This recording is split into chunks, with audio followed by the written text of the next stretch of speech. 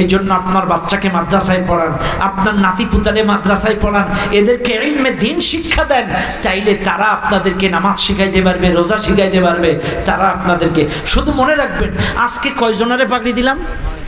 9 জনকে পাগড়ি দিলাম। ও ভাই, বিশ্বাস করেন, আমরা কিন্তু শুধু 9 জন হাফেজকে পাগড়ি দেইনি, আমরা 9 জন সুপারিশকারীকে পাগড়ি দিয়েছি। 9 জন সুপারিশকারীকে পাগড়ি দিয়েছি। শুনে নেন এলাকার মানুষ, এই হাফেজদেরকে কিয়ামতে আল্লাহ বলবে, তোমাদের কিছু বলার আছে? বলে হ্যাঁ আছে। আমাদের কিছু অপশন দেওয়া লাগবে। কি? আল্লাহ আমাদেরকে কিছু মানুষকে জান্নাতে দেওয়া লাগবে। বলো কাকে নিতে চাও? আমার মা, আমার বাবা, আমার আত্মীয় স্বজন, আমার লজিংম্যান, আমার শিক্ষক, আমার এই মাদ্রাসায় যারা সহযোগিতা করেছিল, যাদের ক্ষুদ্র ক্ষুদ্র দানে এই বোর্ডিং চলেছিল, যাদের টাকায় আমরা এই বোর্ডিং এ খেয়ে পড়ে মানুষ হয়েছি, ওই সকল দানবিকদেরকেও জান্নাতে দেওয়া লাগবে। হাফেজ সবাই হইতে পারে না, হাফেজ সবাই হইতে পারে না। হাদিসের মধ্যে এসেছে, যারা রাসূলুল্লাহর রূহের জিন্দেগিতে যারা রাসূলুল্লাহর রূহ দেখেছে, তারাই কোরআনের হাফেজ হতে পারে। আজকে যারা হাফেজ হয়েছে, এরা শুধু হাফেজ নয়, কিয়ামতের দিন এদেরকে বলা হবে তোমরা পড়ো, একটা করে আয়াত পড়বে, এক এক তালায় তাদেরকে সম্মান দেওয়া হবে। 2টো আয়াত পড়বে, 2 তালায় যাও, 3টা আয়াত পড়বে, 3 তালায় যাও, 4টা আয়াত পড়বে, 4 তালায় যাও। এভাবে 6666 যতগুলো কম বেশি আয়াত নাজিল হয়েছে পড়বে, আর তত তালা বিশিষ্ট জান্নাতের মালিক তাকে বানায়া দেওয়া হবে। এই জন্য ভাই, আপনার সন্তানকে আলেম বানান, আপনার সন্তানকে আলেম বানান, মাদ্রাসায় পড়ান, ইলমে দ্বীন শিক্ষা দেন। আর ইলমে দ্বীন যে সন্তানের মধ্যে থাকে, এই সন্তান কখনো পিতামাতার সঙ্গে, প্রতিবেশীর সঙ্গে, জনগণের সঙ্গে খারাপ আচরণ করে না। এই মাদ্রাসার কোনো একটা ছেলে যদি হাফেজ হয়ে যায়, এখান থেকে যদি আলেম হয়ে যায়, এ যদি ইউনিয়নের চেয়ারম্যান হয়, জনগণের চাল ঝাড়বে না। ও যদি টিউনো অফিসের টিউনো হয়, ও দুর্নীতি করবে না। ও যদি ডিসি হয়, দুর্নীতি করবে না। ও যদি এসপি হয়, দুর্নীতি করবে না। ও যদি ভালো আলেম হওয়ার পরে দেশের ভালো পোস্টে চাকরি করে, ও অসৎ কামাই করবে না। কাজে আজ ইলমে দ্বীনের প্রয়োজন আছে না নাই? আরো জোরে বলেন, আছে না নাই? শুনেন, আমার রাসূলকে যখন জিবরাইল আলাইহিস সালাম এসে বললেন, ইকরা, পড়ো, পড়ো, ইকরা, পড়ো, আরে পড়ে তো সবাই না, রাসূল পড়েন নাই। এবার জিবরাইল বলছে, ইকরা বিসমি রাব্বিকাল্লাযী খালাক, পড়ো তোমার প্রভুর নামে। তখন বলছে, হ্যাঁ এইবার ঠিক আছে, রবের নামে পড়তে রাজি। কাজে মনে রাখবেন, এই মাদ্রাসায় যারা পড়ে, এরা রবের নামে পড়ে। এই জন্য এরা দুর্নীতি করে না, এরা লুচ্চা বাটপার, চিটার বাটপার হয় না। আর যারা রবের নামে পড়ে নাই, ওরাই যত অকারেজগুলো করে। কথা বলেন ঠিক না বেঠিক? ভাড়া আমার, এই জন্য ইলমে দ্বীনের বিকল্প কিচ্ছু নাই। এখন আসেন, কথায় কথা বেড়ে যায়। আমি বলছিলাম ওয়াবিল ওয়ালিদাইনি ইহসানা, মনে আছে আপনাদের? মনে আছে আপনাদের? আল্লাহ পাক বলেন, 1 নম্বর আদেশ, আমার গোলামি করো, আর কারণ নয়। 2 নম্বর আদেশ, পিতামাতার সঙ্গে সদাচরণ করো। এবার আপনারা বলবেন, হুজুর পিতামাতা কারা? আপনি একটু বোঝায় বলেন। আপনাদেরকে একটু বোঝায় যায়, পিতামাতা হলো তারা, এই পৃথিবীতে আপনার জ্বালাতন সবচাইতে সহ্য করেছে যারা। পিতামাতা তারা আপনাকে সবচাইতে মহব্বত করে যারা। একটু মিলায়া নেন, এই পৃথিবীর মধ্যে মায়ের মতো ভালোবাসা, ফুফুর ভালোবাসা মায়ের মতো হয় না, চাচির ভালোবাসা মায়ের মতো হয় না, দাদির ভালোবাসা মায়ের মতো হয় না, প্রতিবেশীর ভালোবাসা মায়ের মতো হয় না। মা মা মা মায়ের মতো, মায়ের মতো। 9 মাস 10 দিন তোমার মা গর্ভে নিলাম, 24টা মাস তোমার মা বুকের তাজা দুধ খাওয়ালো। একটা ইট যদি কারোর পেটে বেঁধে দেওয়া হয়, 24টা ঘন্টা ইটটা বেঁধে তুমি খাওয়া দাওয়া, ওটা চলাফেরা করবা, অফিস আদালত কোর্ট কাছারি করবা। কোনো একটা পুরুষ এই মাহফিলে আসেন, একটা ইট পেটের সঙ্গে বেঁধে 24 ঘন্টা অফিস আদালত কোর্ট কাছারি করবেন, পারবেন আপনারা? পারবেন?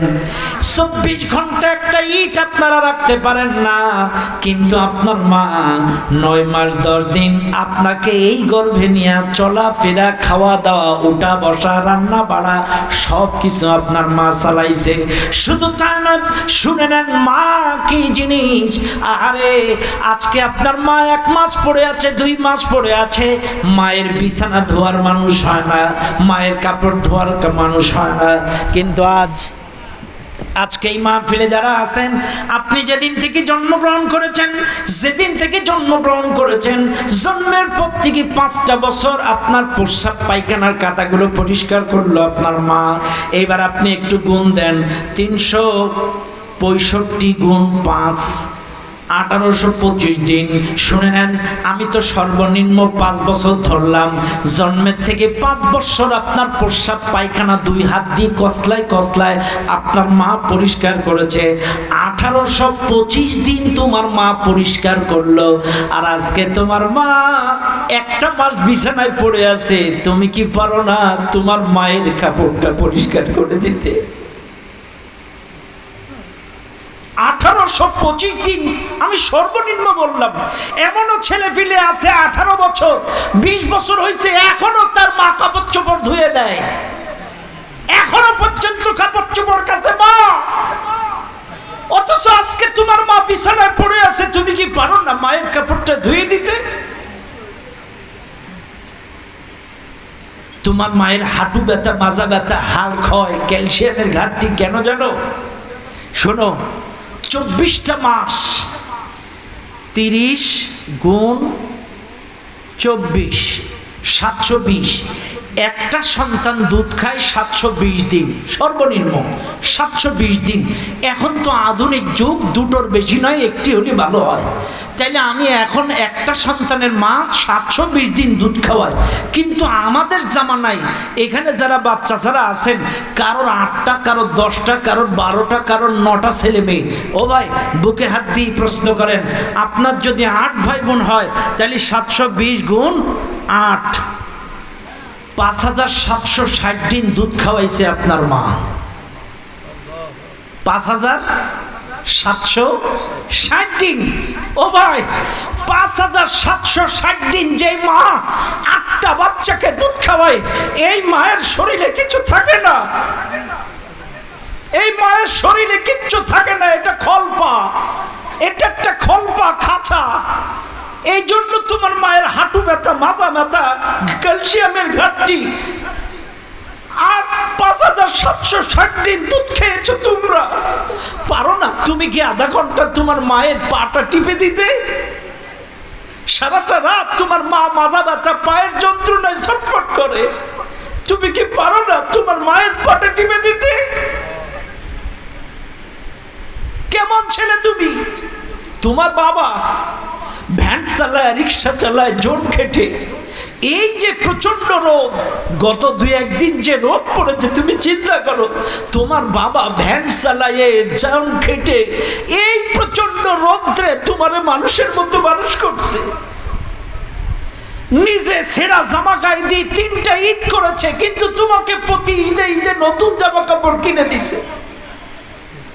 কত কষ্ট করে তোমাকে ভালো কলেজ ইউনিভার্সিটিতে পড়াইছে।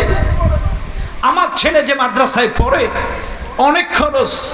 একদিন যে দেখি একটা ভ্যানওয়ালা এই মাদ্রাসায় তার বাচ্চাকে পড়ায়। আমি চিন্তা করলাম, আরে ভ্যান চালায়, আমাদের তো তাও 2 পয়সা ইনকাম আছে, একটু ব্যবসা বাণিজ্য আছে, আর একটু ওয়াজ মাহফিল করি। কিন্তু একটা ভ্যানওয়ালা তার বাচ্চাকে এই মাদ্রাসায় পড়াচ্ছে, 15,000 টাকা মাসে খরচ।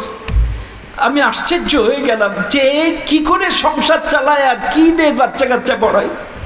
চাইলে ভ্যান চালায়, মানুষের জন খেটে ভ্যান চালায়, ওভারটাইম চা বিক্রি করে তার বাচ্চাটাকে 15,000 টাকা খরচ করে ভালো মাদ্রাসায় পড়াচ্ছে। কেন? তোমাকে মানুষ করার জন্য।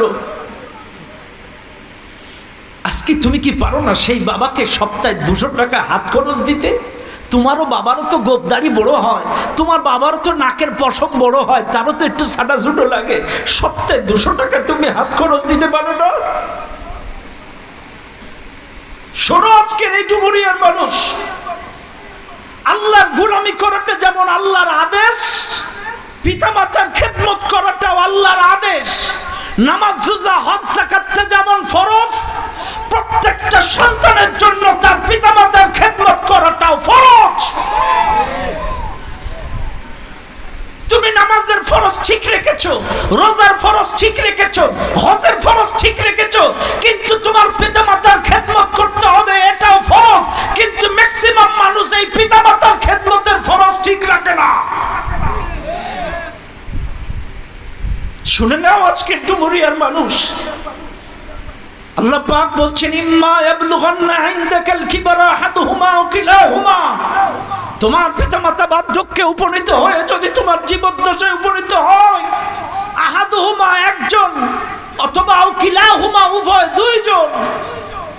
অনেক সময় মানুষের 60, 65, 70 বছর হলে বাচ্চাদের মতো আচরণ হয়, একই প্রশ্ন বারবার করে, একই প্রশ্ন বারবার করে, হাত পাও কাঁপে। একটা কাঁচের গ্লাস যদি হাতের থেকে পড়ে যায়, একটা কাঁচের গ্লাস পড়ে গেল,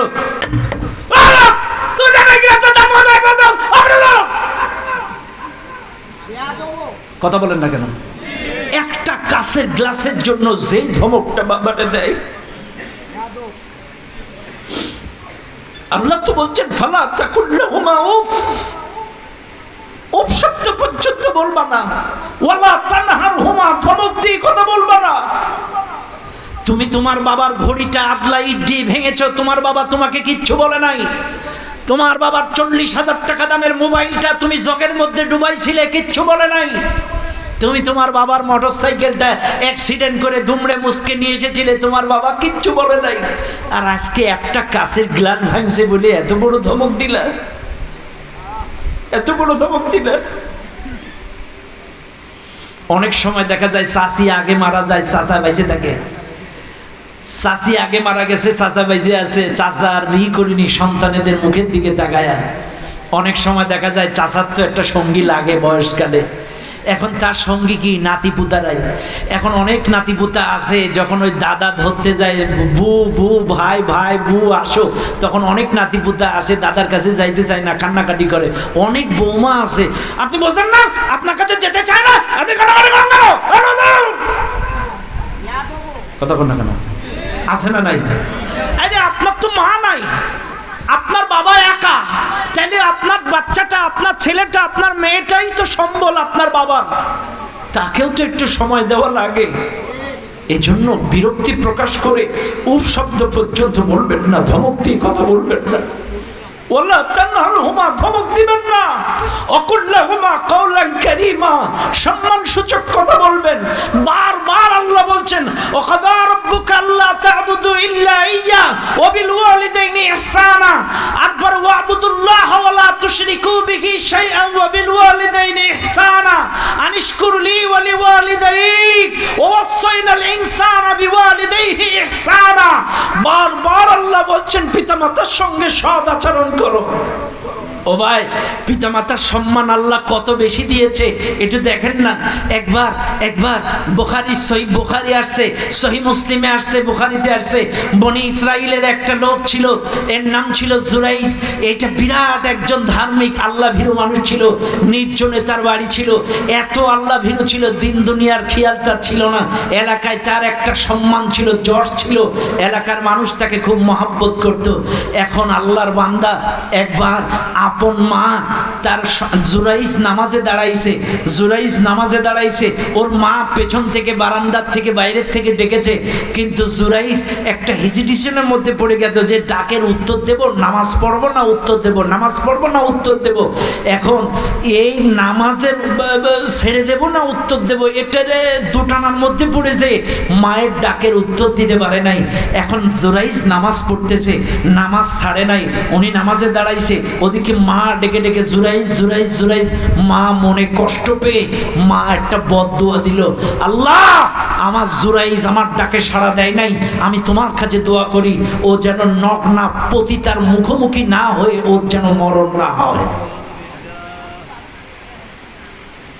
মায়ের সুদোয়াও যেমন কারেন্টের মতো কবুল হয়, বদদোয়াও কারেন্টের মতো কবুল হয়।